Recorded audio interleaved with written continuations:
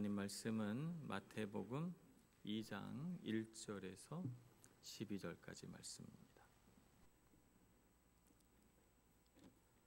마태복음 2장 1절에서 11절까지 말씀 봉독하겠습니다. 헤롯 왕 때에 예수께서 유대 베들레헴에서 나심에 동방으로부터 박사들이 예루살렘에 이르러 말하되 유대인의 왕으로 나신 이가 어디 계시냐? 우리가 동방에서 그의 별을 보고 그에게 경배하러 왔노라 하니 헤롯 왕과 온 예루살렘이 듣고 소동한지라. 왕이 모든 대제사장과 백성의 서기관들을 모아 그리스도가 어디서 나겠느냐 물으니 이르되 유대 베들레헴이오니 이는 선지자로 이렇게 기록된 바 또 유대 땅 베들레헴아 너는 유대 고을 중에서 가장 작지 아니하도다. 내게서 한 다스리는 자가 나와서 내 백성 이스라엘의 목자가 되리라 하였음이니이다. 이에 헤롯이 가만히 박사들을 불러 별이 나타난 때를 자세히 묻고 베들레헴으로 보내며 이르되 가서 아기에 대하여 자세히 알아보고 찾거든 내게도 고하여 나도 가서 그에게 경배하게 하라. 박사들이 왕의 말을 듣고 갈새 동방에서 보던 그 별이 문득 앞서 인도하여 가다가 아기 있는 곳 위에 머물러 서 있는지라. 그들이 별을 보고 매우 크게 기뻐하더라. 집에 들어가 아기와 그의 어머니 마리아가 함께 있는 것을 보고 엎드려 아기께 경배하고 보배압을 열어 황금과 유향과 몰약을 예물로 드리니라. 그들은 꿈에 헤롯에게로 돌아가지 말라 지시함을 받아 다른 길로 고국에 돌아가니라.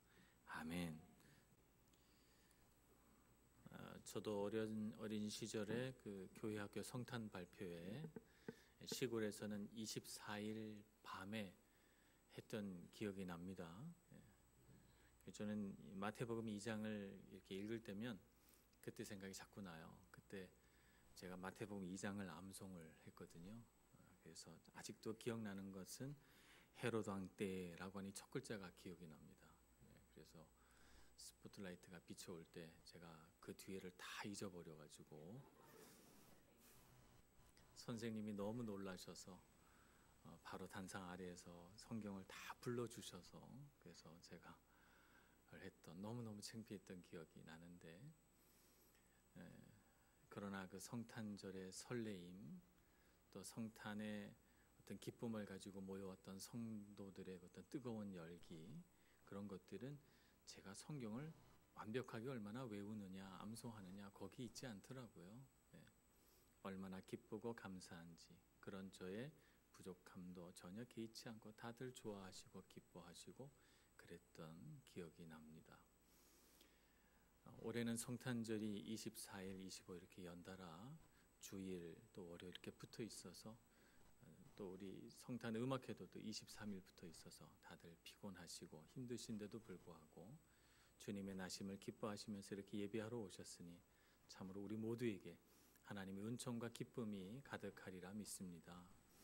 복된 성탄절 맞이하시고 또 즐겁게 보내시고 아름다운 연말 되시기를 우리 성도 여러분들께 축복드립니다. 오늘 예수님께서 베들레헴에 나신다. 오늘 성경 말씀은 이렇게 보고해 주고 있습니다. 동방 박사들이 물으니까 헤롯 왕은 유대인이 아니에요. 이두메 사람이라고 하는 약간 다른 종족입니다. 그래서 항상 유대인들을 다스리는 데 있어서 그 정통성에 대하여 약점을 갖고 있는 사람입니다. 성경을 잘 몰라요. 그래서 그리스도 혹은 메시아가 태어난다고 동방 박사들이 와서 얘기를 하니까 깜짝 놀란 헤롯은 왜냐하면 자기의 잠재적인 경쟁자 아니겠습니까? 정치적으로 보면 그의 권력과 능력을 위협할 수 있는 존재잖아요. 그래서 어디서 나겠느냐 이렇게 물어봅니다. 그래서 성경에 박식한 학자들이 대답하기를 베들레헴에서 난다고 합니다. 이 말씀은 미가서 5장 2절에 기록된 것이에요. 성경에 기록되기를 오늘 6절 말씀 유대 땅 베들레헴아 너는 유대 고을 중에서 가장 작지 아니하도다. 내게서 한 다스리는 자가 나와서 내 백성 이스라엘의 목자가 되리라 라고 하는 말씀이 있다는 것입니다. 그러니까 그리스도 혹은 메시아라고 불리는 이 분은 이스라엘의 목자가 될 그런 사명을 가지고 이 땅에 오신다는 것이죠. 우리가 예수님에 대해서 어떤 분이신가, 예수님에 대하여 우리가 가장 잘 알고 있는 것은 그분은 우리를 구원하신 구세주시다. 그래서 우리를 죄로부터 구원하셨다라고 하는 것을 우리가 잘 알고 있습니다. 예수님의 가장 놀라운 은혜이기도 하지요. 그러나 예수님이 이 땅에 오셔서 한 역할 중에서는 아마도 이 목자의 역할이 가장 두드러지고 가장 은혜로운 역할이 아닐까 이렇게 생각을 해봅니다. 그래서 목자이신 예수님께서 오늘 우리에게 어떤 은혜를 베푸셨는가 하는 것을 오늘 살펴보려고 합니다. 예수님께서 이 땅에 목자로서 우리에게 베푸신 은혜는 첫 번째는 돌보심이죠. 말하자면 삶의 필요를 채워주신다는 것입니다. 시편 23편에 보면 여호와는 나의 목자시니 내가 부족함이 없으리로다. 그가 나를 푸른 풀밭에 누이시고 쉴만한 물가로 인도하시는도다. 이렇게 말씀하시죠. 푸른 풀밭에 누이시고 라고 하는 말씀은 먹을 것을 주시고, 양떼들의 먹을 것은 풀이니까요. 먹을 것을 주시고 라고 하는 의미이고, 쉴만한 물가로 인도하셨다라고 하는 것은 마실 것도 허락하셔서 목마르지 않게 하셨다는 것입니다. 그래서 이러한 목자를 따라가는 양으로서의 나는 부족함이 없구나라고 하는 이런 감탄과 기쁨, 감사를 표현한 것이 우리 시편 23편입니다. 그런데 다윗의 삶을 살펴보면 다윗의 삶에는 부족한 것이 참 많았어요. 그의 삶에 부족한 것이 아무것도 없었던 때는 단 한순간도 없었습니다. 그는 젊은 시절에는 먹을 것이 없을 정도로 고통받으며 사울에게 쫓겨다녔어요.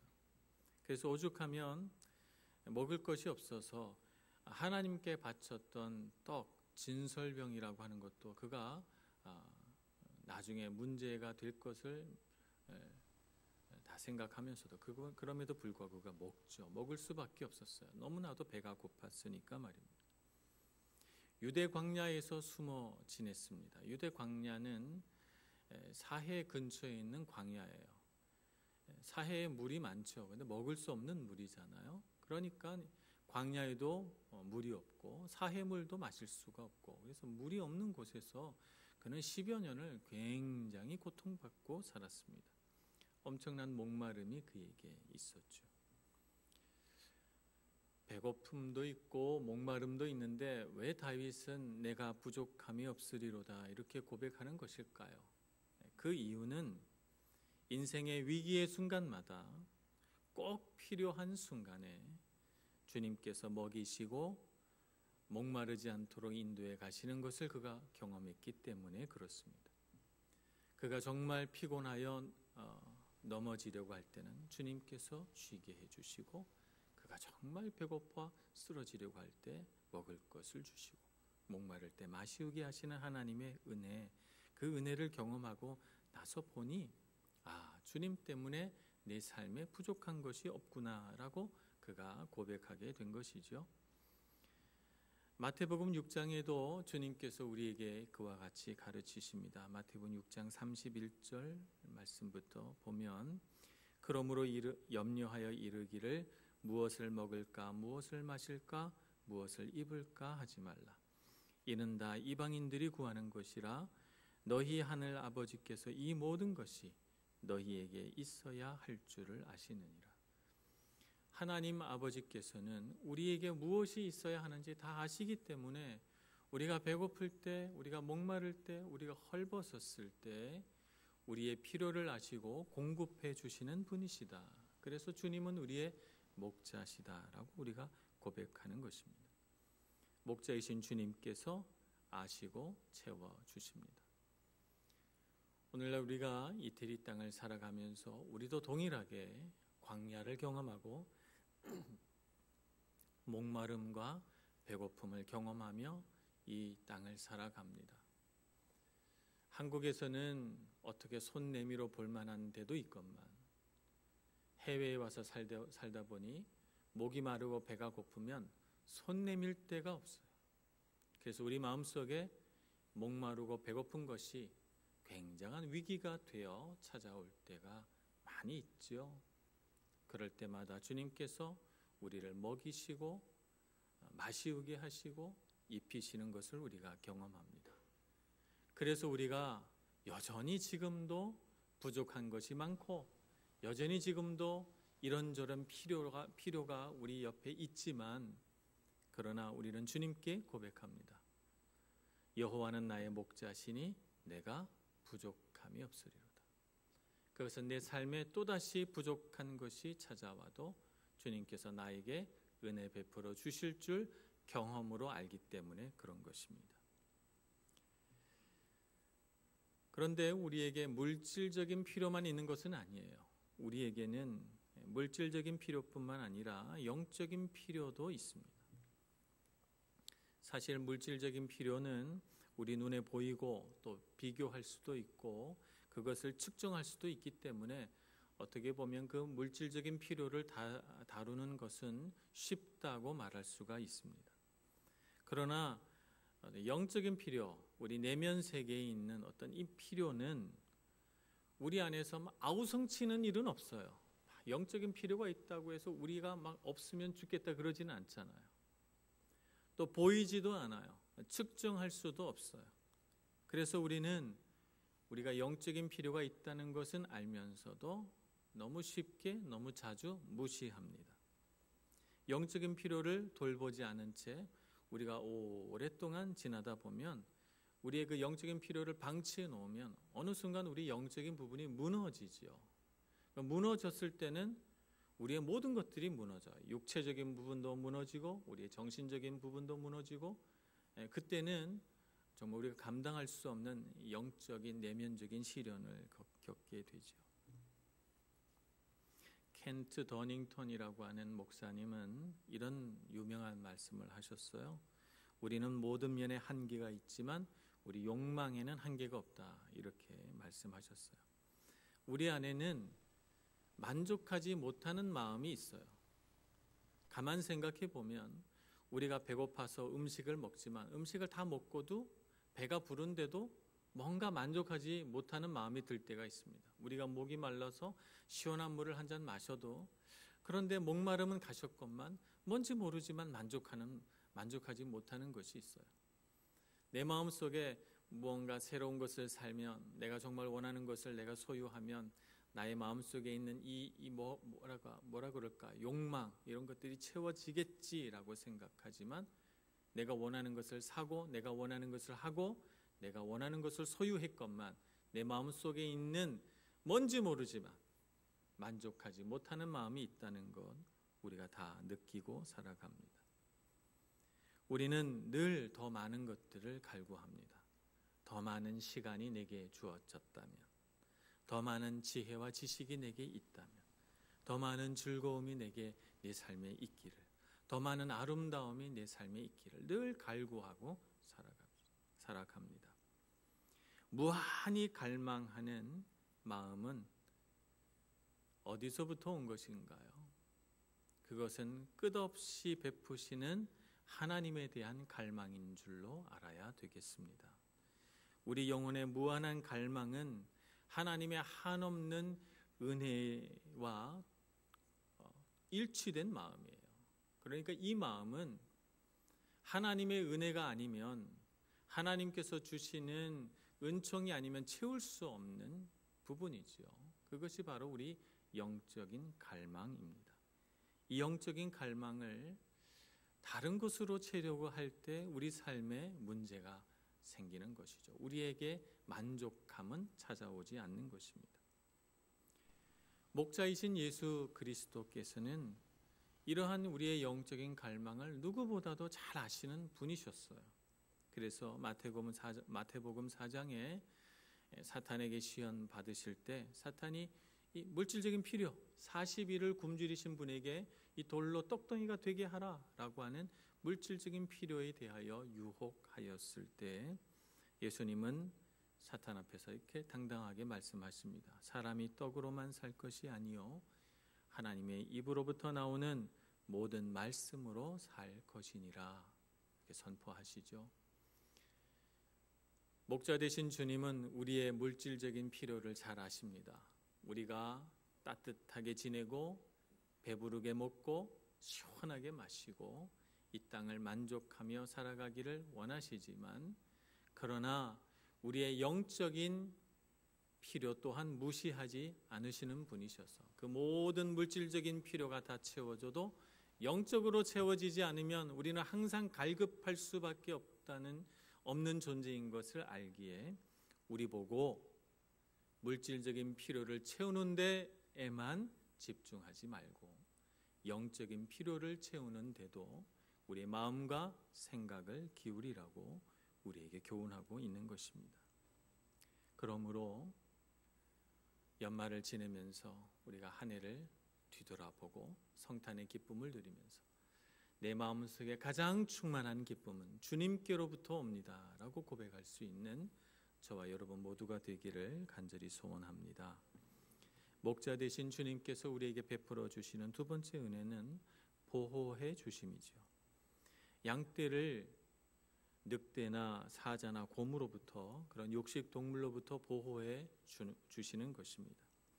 시편 23편 4절에서는 다윗은 이렇게 노래합니다. 내가 사망의 음침한 골짜기로 다닐지라도 해를 두려워하지 않을 것은 주께서 나와 함께 하심이라.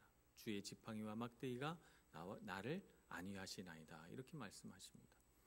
다윗도 또한 목자였죠. 목자로서 그는 골리앗을 물리치기 전에 사울왕 앞에서 당당하게 말하기를, 나는 얼마든지 골리앗을 이길 수 있습니다. 왜냐하면 양떼들을 돌보다가 곰이나 사자가 나타나면 내가 그를 붙잡고 물리쳤다는 거예요. 목자로서 양떼를 지키려고 하는 이 마음이 엄청난 괴력을 그에게 가져다 준 것이고, 그러한 사자도 물리쳐보고 곰도 물리쳐본 다윗이 골리앗 아무것도 아니라고 생각한 것이죠. 목자 되신 주님께서는 우리를 돌보실 때 우리를 보호하시는 능력도 발휘하십니다. 그래서 우리가 인생을 살다가 사망의 음침한 골짜기를 다니게 될 때, 말하자면 우리의 생명을 해하려고 하는 악한 세력이나 악한 자를 만나게 될 때, 마찬가지로 다윗과 마찬가지로 주님께서 우리를 도와주실 줄로 믿는 것입니다. 지팡이와 막대기로 그들을 물리치시고 그들을 혼내시고 우리를 안전하게 해주신다는 것이죠. 그래서 다윗은 그것을 주께서 나와 함께 하심이라 이렇게 고백합니다. 내가 해를 두려워하지 않을 것은 주께서 나와 함께 하시기 때문에 내가 해를 두려워하지 않는다는 것입니다. 마가복음 6장에 보면 제자들이 배를 타고 갈릴리 호수를 지나갑니다. 한밤중이 되었는데 풍랑이 몰아쳐 오죠. 예수님은 제자들더러 먼저 가라고 말씀하셨어요. 그리고 예수님은 산에 올라가서 기도하세요. 예수님도 없는데 풍랑이 너무 심하게 몰아쳐서 배가 거의 뒤집힐 지경입니다. 제자들은 전부 두려움에 사로잡혔어요. 어떻게 이 풍랑을 이길 방법이 없는 것이죠. 자신들의 목숨이 경각에 달려있다고 생각한 그들은 두려움에 울부짖습니다. 바로 그 순간 주님께서 물 위를 걸어서 그들에게로 오시죠. 예수님께서 오심으로, 예수님께서 배에 올라타심으로 풍랑은 잠잠해지고 바람은 그치고 모든 위험은 사라지게 됩니다. 주님이 우리와 함께 하심으로 우리를 해하려는 모든 악한 것이 우리에게서 떠나가고 우리를 보호해 주시는 줄로 믿습니다. 이 세상은 참으로 풍랑이 휘몰아치는 세상과 같아서, 그래서 우리가 감당할 수 없는 위기와 어려움은 계속해서 우리에게 닥쳐옵니다. 또 때로는 베드로전서 5장 8절에 말씀하신 것처럼 너희 대적 마귀가 우는 사자같이 두루 다니며 삼킬 자를 찾는 이 무시무시한 일들을 우리가 겪게 되기도 하죠. 그러나 주님께서 우리와 함께 계시는 한 우리는 이 모든 위기와 어려움들을 주님 때문에 안전하게 벗어날 수 있는 줄로 믿습니다. 베드로전서 5장 7절에서는 이렇게 말씀하십니다. 너희 염려를 다 주께 맡기라. 이는 그가 너희를 돌보심이라. 우리를 보호하시고 돌보시는 주님을 믿으시고 목자 되신 주님을 쫓아가시는 저와 여러분 되기를 소망합니다. 세 번째는 목자 되신 주님은 우리를 인도해 가시죠. 목자는 양떼를 이끌어 갑니다. 어느 방향으로 갈까? 항상 양떼를 이끌어 가시죠. 목자가 앞장을 서면 양들은 그 뒤를 따릅니다. 요한복음 10장 2절에 보면 목자 되신 주님께서 어떻게 양떼를 인도해 가시는지 우리에게 말씀해 주십니다. 요한복음 10장 2절 말씀부터 5절까지 제가 한번 읽어보겠습니다. 문으로 들어가는 이는 양의 목자라. 문지기는 그를 위하여 문을 열고 양은 그의 음성을 듣나니 그가 자기 양의 이름을 각각 불러 인도하여 내느니라. 자기 양을 다 내놓은 후에 앞서가면 양들이 그의 음성을 아는 고로 따라오되 타인의 음성은 알지 못하는 고로 타인을 따르지 아니하고 도리어 도망하느니라. 아멘. 목자 되신 주님께서 양떼들이 모여 있는 곳에 가니 문지기가 문을 열어주고, 그래서 목자는 그 문에서 양들의 이름을 부릅니다. 여러 양떼들이 거기에 함께 있으니까 목자가 자기의 양떼를 부르는 거예요. 이름을 하나씩 부르면 자기의 이름을 불려진 양들이 목자의 음성을 듣고 내 목자가 왔구나 알고 따라 나온다는 것이죠. 그래서 목자가 앞장을 서면 양들이 그 뒤를 따라간다는 것입니다. 이렇게 목자와 양들의 관계가 형성이 되는 것입니다. 이러한 인도하심은 기계적인 인도하심이 아니에요. 기계적인 인도함이란 우리가 차에 앉아서 운전하는 거, 여기는 어떤 감정도 어떤 이해도 필요 없죠. 그냥 핸들을 조작하면 되는 거예요. 우리가 하늘에 모형 비행기를 띄운다고 생각해 봅시다. 그럼 우리는 조종기를 가지고 조종만 하면 돼요. 조종하는 대로 우리가 왼쪽으로 옮기면 왼쪽으로 날아가고, 오른쪽으로 라바를 움직이면 왼쪽으로 가죠. 거기에는 어떤 감정이나 이해나 인격이 들어갈 수가 없는 것이죠. 이건 기계적인 인도함이에요. 그러나 목자가 양떼를 인도하는 것은 그런 기계적인 인도하심이 아닙니다. 인격적인 인도하심이죠. 목자로서 예수님은 우리의 의지를 꺾어서 우리에게 강요하지 않으세요. 우리가 자발적으로 주님 앞에 순종하게 하시지 우리의 의지를 꺾어서 강요하시는 분이 아니십니다. 우리의 지성과 지혜를 존중하시죠. 그래서 우리가 머릿속으로 생각하고 이 세상 속에서 배운 지식과 지혜를 발휘할 때 그것이 때로 주님 보시기에 부족하더라도, 그러나 주님은 그것을 존중하십니다. 그런 것들을 발휘해서 주님을 따라오도록 말이죠. 우리는 감정을 가진 사람들입니다. 우리가 감정이 일어났을 때 우리 감정이 우리의 어떤 행동들을 하게 합니다. 근데 주님은, 목자 되신 주님은 우리의 감정을 이해하시죠. 그래서 그 감정으로 인하여 하게 되는 우리의 행동들의 그 동기를 이해하시고, 우리가 어떤 행동을 했느냐 보다는 우리의 감정을 먼저 이해해 주시고 위로해 주시고 우리를 품어 주시는 것입니다. 우리의 개성과 성품을 무시하지 않으시고 그것을 존중하십니다. 이와 같은 목자와 양떼의 관계는 가장 중요한 것이 바로 의사소통이죠. 주님께서 우리를 알고 우리는 주님을 알고, 그래서 이 목자와 양떼 사이의 의사소통이 잘 될 때, 그럴 때 우리는 목자 되신 주님을 잘 따라갈 수가 있는 것입니다. 요한복음 10장 4절 5절에도 그와 같은 과정이 잘 그려져 있습니다. 자기 양을 다 내놓은 후에 앞서가면 양들이 그의 음성을 아는 고로 따라갑니다. 그런데 타인의 음성은 알지 못하는 고로 따라가지 않습니다. 그러니까 목자는 항상 말씀하시고 그 음성을 들은 양떼는 목자의 음성인가 타인의 음성인가 분별해서 목자를 따라가는 거예요. 이런 커뮤니케이션, 의사소통이 목자와 양떼들 사이에 있는 것입니다. 우리와 주님은 어떻게 의사소통을 할까요? 주님과 우리 사이의 가장 은혜로운 의사소통은 바로 성경입니다. 기록된 하나님의 말씀, 이 말씀을 통하여 우리에게 음성을 들려주시고 우리는 그 음성을 쫓아 주님을 따라갑니다. 우리의 마음 안에는 양떼의 심정이 있기 때문에 주님께서 말씀을 하실 때 우리는 알아요. 양떼로서 주님의 음성을 분별해내죠. 주님께서 나에게 말씀하시는구나 라고 하는 것을 우리의 무슨 지식이나 무슨 수학적인 계산으로 도출해내는 것이 아니고 논리적인 어떤 과정을 거쳐서 아는 것이 아니고 양떼이기 때문에 저절로 주님의 음성인 것을 아는 것입니다. 그래서 성경을 읽으면 주님께서 내 마음에 말씀해 주시네 라고 느끼고 감동하고 눈물 흘리고 그 말씀을 소중히 여기고 그 음성을 쫓아갑니다. 성령께서 우리 마음에 역사하셔서 우리가 기도할 때 주님의 음성을 듣게 하시고 그 음성을 쫓아가게 하십니다. 이러한 목자와 양떼 사이에 의사소통이 활발하게 일어남으로 우리가 얻게 되는 것은 우리는 목자를 신뢰하게 되는 것이죠. 목자를 따라갑니다. 목자를 따라가면 우리 인생에 실패가 없겠구나. 우리가 목자를 따라가면 우리는 죽지 않겠구나. 이 세상에 소망이 있구나 하는 것을 우리가 분명히 알게 됩니다.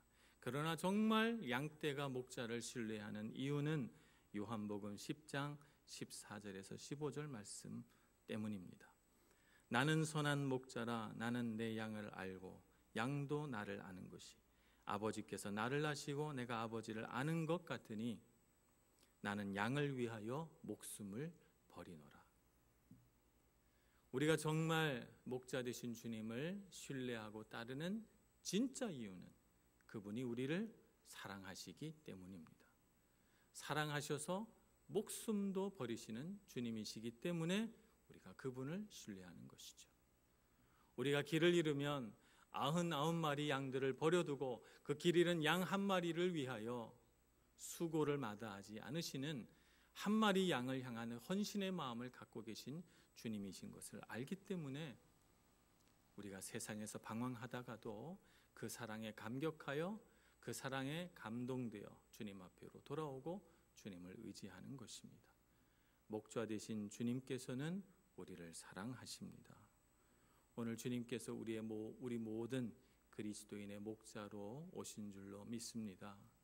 이 목자 되신 주님을 쫓아가며 들어가고 나가며 꼴을 얻고 평안히 눕고 자며 또 주님께서 보호해 주시는 그 보호하심을 누리고 주님의 그 사랑의 인도하심을 쫓아 평생토록 주님 뒤를 쫓아가는 저와 여러분 되기를 간절히 소원합니다.